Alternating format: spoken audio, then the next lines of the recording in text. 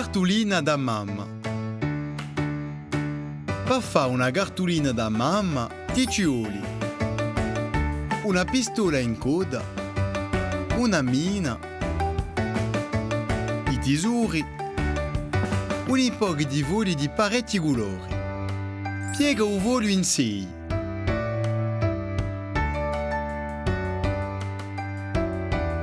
Disegna un cerchiananto,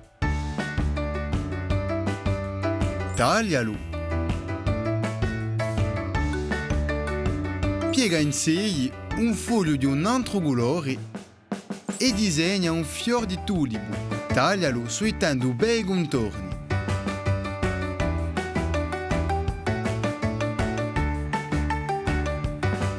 Ricomincia con un foglio di colori sfaranti.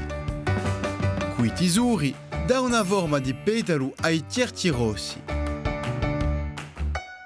Appiccigali annanto un foglio nero di modo da farne un fiore in risalto. Disegna i gasci annanto un foglio verde. Tagliali e appiccigali ai fiori. Taglia un piccolo cerchio nero davanti gori di fiori.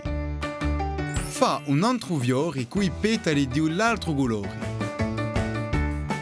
Disegna, taglia e appiccica i casci verdi.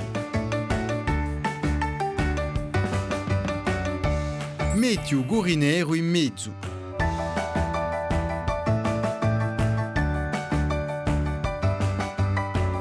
Fa lo stesso con un altro colore.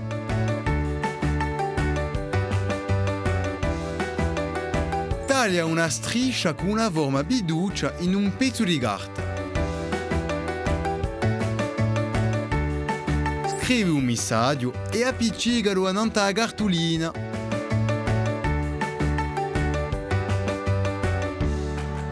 Ora tocca a te.